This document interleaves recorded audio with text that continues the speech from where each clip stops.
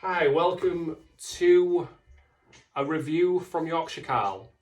What I'm going to do is I'm going to review and talk about this film today, which is Creep. It's directed by Patrick Bryce and also stars Patrick Bryce as well as Mark Duplass. This is a found footage film, and it's filmed basically by the two actors. So it cost nothing to make, and it was sold to Netflix for a seven-figure sum back in 2015. And I believe that it's one of the best indie or kind of low-rated horror films or B movies, as you want to call it. And I just want to talk about it. It's really clever. It's really it's not slow, but it basically takes you on a journey where you are following this creepy dude, as you see behind me, where he uses lots of psychological mind games to get into Aaron's head. Aaron is played by the director, Patrick Bryce, and they both co-write it together, and it's just really good. I just wanted to just say that if you haven't watched it, I recommend it strongly. It's on Netflix, still on Netflix now, and the whole process. So just going from the start of the film, Aaron replies to an advert on Craigslist. Again, nothing's ever gone wrong with doing that in America. No one's been murdered or killed or anything weird on Craigslist. And he goes to meet him again in a random address in the middle of nowhere in a cabin.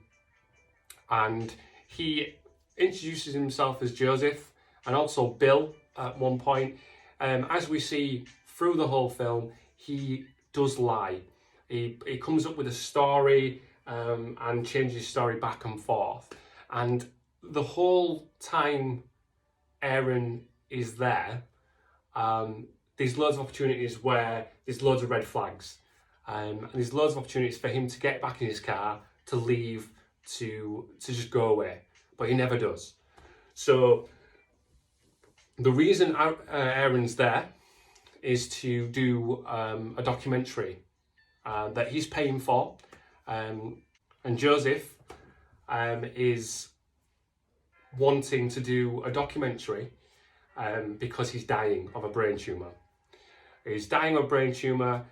His wife is having a baby, and he's wanting to record the last messages to his baby, which is fair enough. Absolutely fine. When you hear that, you go, "Oh, okay, yeah, all right, nothing sinister in that."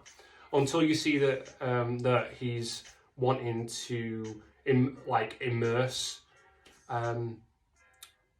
take him on a spiritual journey along the way, which starts with him being naked in the bath, pretending to hold his baby in the bath and talk to him while Aaron's recording this. Joseph, that isn't the only thing that he basically does as a red flag. As I said, it just gets worse and worse and weirder. And because it's so intimate, the filming, because it's just filmed on an iPhone or on a small camera, you are seeing the kind of views very, very close. So everything from the movement, the camera angles, everything is happening quite close. So there is some jump scare. Mark Duplass plays a psycho very, very well. As you get to meet him, he just shows more craziness. Each kind of layer comes off of him, and he shows another different psycho moment. A good interesting part of what the creators said is that even though he is the psycho, you can't really work out why Aaron wants to stay, because he's a weirdo from like day one or moment one. There's a point where he says a very long-winded.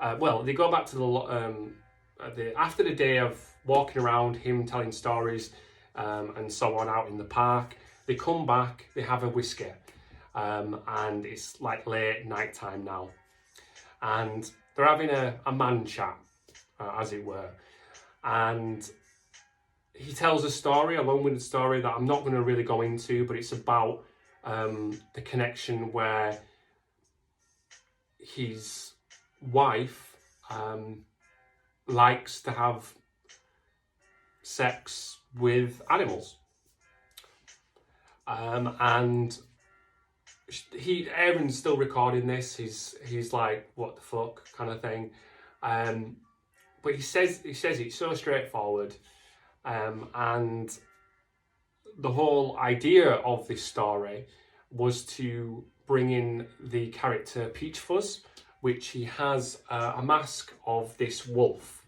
that he puts on, and is his kind of like alter ego. So when he puts on the Peach Fuzz mask, he's another crazy weirdo. But what he basically says is the reason why he's got this mask in his wardrobe, which he shows after telling the story, is because his wife liked the idea of that. So he snuck in when she was asleep, put a wolf costume on, and did the deed to her. And she liked it and enjoyed it. And then when he came back, she didn't tell him. So, yeah. And then that kind of was like, again, another red flag. He was a bit freaked out, Aaron, so kind of afterwards wanted to go. And he didn't. He couldn't go because he did his little tactics of guilt tripping Aaron to stay a little bit longer. But what Aaron did was they made him a whiskey away from the camera, which he slipped in some drugs. Now, I don't get how Aaron's just got some random sleeping pills or random drugs. Now, I never got that bit. Never got that part. And also,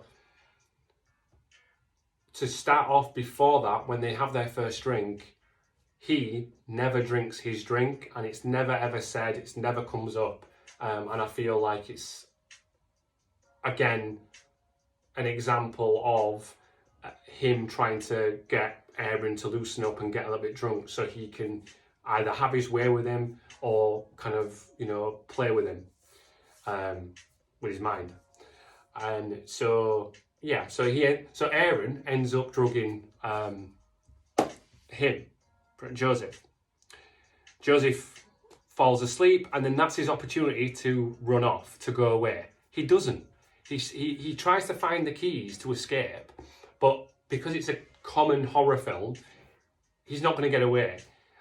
He's no idea where he is, even though he's been given an address. He still doesn't know how to use Google Maps in America. He still doesn't know how to, get in a car or just run anywhere else until you find, humans or anyone. So he obviously wakes up while he's trying to leave, and here we go. We have this kind of like chase in the house to find out that actually he's at the door with the Peach Fuzz mask, which is a creepy moment because you can tell that when he's dancing at the door, doing his hips with his mask and everything, growling a little bit, which is a very interesting scene. So I do recommend that I'm not going to do the dance or anything, but you need to see what I'm on about when you watch the film. But it's very creepy. It's disturbing. And Mark Duplass plays it excellently. He does such a good way of this creepy moment, because of the found footage, you don't see him until the last moment, because he's going down the stairs, because he runs off when he wakes up. to get the mask, Aaron kind of like goes, right, where are you going, what are you doing? And it's slowly kind of like paranormal kind of activities, kind of way of showing the POV from Aaron's perspective. And it's just so good. Like, you know a jump scare is going to happen, but that doesn't happen. You get him at the door and he's just dancing with his mask on. And yeah. Now, as I said, the whole idea of why he's there is because he's wanting that documentary. So what Joseph is doing is he's just using manipulation, he's blackmailing. He tells Aaron that he knows that he's hard up for money, and I'll give you loads of money just to carry on staying with me. And yeah, that's all I want. He's not going to touch him, he's not going to do anything to him. He's just, because he's not come across like that yet. Yeah, so the whole cat and mouse thing happens. Just to go back on that, when he's asleep, when Joseph is asleep and Aaron is in the house, he does get his phone. He gets Joseph's phone and calls his wife, or it says wife. It ends up being his sister, who tells him to get out there because Joseph is not a well man. He confronts him with that, and Joseph runs off again. Then he kind of manages to get away and runs off.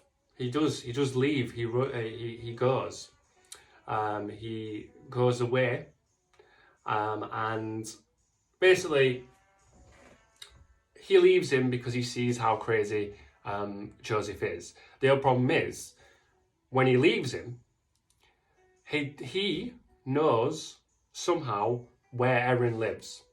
So you see that basically when he's asleep, he comes and visits him in the night, knows where he is, and leaves a little CD video by his pillow. He watches it. He locks his doors. He starts putting new locks on the doors and calls the police. And then he starts sending him some more things. Now, cut to the chase, the whole summary. If you'd gone away from this guy, would you meet him again after what you've had happen in a cabin with this dude? Now, he's already come across as a bit of a creep, a bit of a weirdo, but hasn't done anything like trying to murder him. He's just wanted to be friends, really, be friends with him. And he's just come across a little bit crazy, which you would want to run. The whole idea of what he wants to do is I feel that he's just wanting a friend. So this first film of Creep, he's wanting a friend, and he's wanting to be, show that he loves, loves too easy, loves too hard. And it obviously creeps people out. You don't see that this is not the first rodeo for Joseph until the right at the end. So what happens is, as I said, he continues to get gifts sent to this house. He gets a little wolf, which again is to do with his Peach Fuzz wolf, as a little gift, or a little, crazy gift. And he gets a love heart necklace with them two, on there, and he gets another CD. He plays that CD, and all through this film, of course, he's recording it because the found footage is the found footage of I'm guessing. The reason why I'm saying I'm guessing is as you watch the film, you see where that CD ends up, or where the recording of what we're watching ends up being. And again, it never gets explained how we find it, because actually I feel it looks like he does eventually get caught 20-30 years down the line. This being the first film, there is actually a sequel, and there's also going to be a third film. So I'm hoping they do actually make the third film very soon. I think it is set to be coming out this year, and I can't wait. Going back then, the last gift, so when he's at his house, he gets the CD, he plays the CD, and he gets a message again from this bloke telling him, look, I'm so sorry, I just wanted to be your friend, and I just love too much, love too hard, and I'm sorry. Will you meet me for one, so I can explain how I am and put things right? Now, at this point, if you were Aaron, you wouldn't go anywhere near. He even says, we'll meet in a public place full of people, so what can go wrong? He goes to a park. Now, if I was going to meet this person, I would go with a friend. That would be definitely what I'd be doing. Guess what? He doesn't. He puts the record on. He records with his video him going to the park, again, for evidence, to help him. Now, yeah, good, smart move. But did he tell anyone that he was going to this park to meet this person? No. So he gets to the park. It is a park by a lake, so it's a really beautiful lake. It's really, really nice. And he decides to put the video, the camera, facing where he's going to meet Joseph, which is, as I said, this is the last scene, which I think is the best scene to end. Really good ending to the film, and I never saw this coming, and I just think it's one of the best ways of ending the kind of story. So Aaron goes to sit on the bench, which is facing the lake, so facing away in the lake. Now again, if you're going to meet someone who is a little bit weird and crazy, you wouldn't face away from, you just wouldn't, from the entrance to the park or anywhere, you just wouldn't do that. Which is picked up in a moment at the end of the film, which I will get to in a moment. So he's sitting there, randomly, cross-legged, whatever, enjoying the view, enjoying the one boat that is on the other side. But at the end of the day, this is a really quiet park. This is a deserted, massive park in the middle of the day. And all of a sudden, on the side of the screen, you see him in a trench coat and the mask, the peach fuzz mask, and an axe, and he's behind him, and he goes behind him, picks up the axe, it hits him, it goes down, he's dead, and it's the middle of the day, and then he walks off, and it's just left. And then you think, oh, that's the end of the film. That's the end of the film. Can't really do anything else. Nothing's going to happen. What ends up happening is the screen kind of pulls out, and you're seeing Mark or his character, Joseph, looking at a TV screen, watching this video. And he's like, what a shame, and blah, blah, he talks to the camera. And one of the things that he does say is, we could have been such good friends. We could have been lovers, all that crap. But he does say it's a bit of a dumb move, and he kind of talks technically to the audience. He's talking to Aaron, but he's like really saying, look, you obviously wanted me to kill you. You wanted me to, you did want this to happen, and he's trying to justify it, because who sits on a bench away from the entrance when you're meeting someone who's a bit crazy, or you're not really too trusting of? So he does call that out, which I feel is a really good way of ending the film, because as a fan, you're looking at it and going, what a dumb whatever. What an idiot for doing that. Why would you do that? Do you want to die? Do you want to die? But he calls it out, as I said, on the video, and then you see that he pulls the CD out of it, so the recording of it. He puts the name, you know, Aaron, my love, heart, or whatever, and he puts it, opens the wardrobe and puts it with all the other CDs, all the DVDs of recordings of people saying Adam and different names and dates, which shows he's a serial killer. Serial killer. He's done this more than once. And my thought behind this is, I don't think he likes the whole idea. I don't think he's just wanting to kill people. I think what he's trying to do is he's trying to make a friend that that actually wants to know all of him, that he can relax with, that he can actually call a best friend.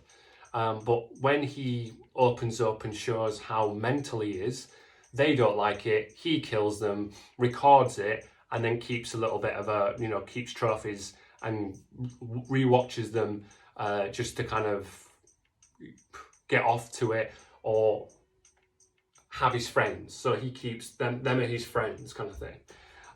So for me, the whole story is really interesting because the psycho of Joseph is really slow building. You see from the start, he seems like a kind of a normal fellow, but with a few red flags. He's a little bit up and down, a bit crazy, a bit to the side, but then he can be normal for a few moments. And with that look, where you see the crazed eyes, you see the kind of like lack of empathy, the lack of remorse with anything.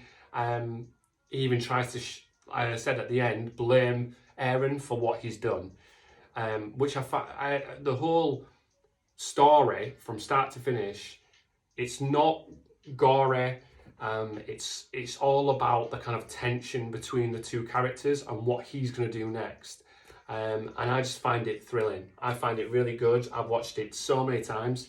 I said it came out in 2014. It was bought by Netflix in 2015.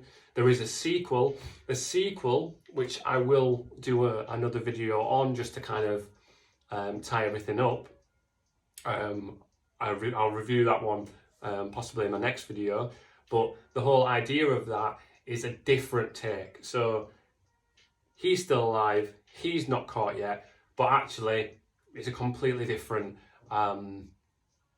story and dynamic. It's with another character. Again, I think just because it doesn't cost that much to make, it's very, very low budget production, but it doesn't feel like a low budget production because the acting is good. There is story. I looked into the film a little bit more as well.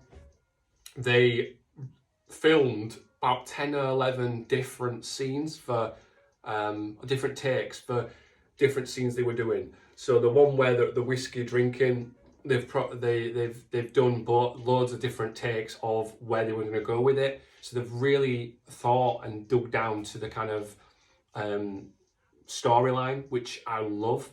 I would really recommend it. I really wanted to do this video to kind of talk and shout about how I loved watching the film. I love horrors, I love thrillers. Doesn't have to be the goriest film for me. It just has to have an interesting guy and a kind of premise, an idea, and it's not just someone going around needlessly killing. I like the kind of deepness. This is a lot deeper than I thought it was going to be. It's acted really, really well, as I said, both from Bryce and from Duplass. And I just think if you are a fan of this film, he has done, I think, 5 or 6 other films. Again, B movies, very underrated ones. Not many views that are like straight to release on DVD or are gone to festivals and but I would recommend that you do search and check him out. I will again, be doing these kind of reviews on my channel and talking about any horror film that I'll watch. If you have any ideas about a horror film that you want me to watch and give a review on whether I think it's crap, whether I think it's good, I will do films that I will have a strong opinion about, and maybe ones that I said that you think are good. I will tell you whether I think they're shit. But yeah, I will do this again. I'll do another video, but for this one, I would highly recommend it. And I would watch the second one as well. And by the time you probably watch this one and the second one, there'll be the second video coming out with the Creep 2. Yeah, that's all, and I'll leave it on there, and thanks for watching. You've been listening to Yorkshire Carl, and bye for now.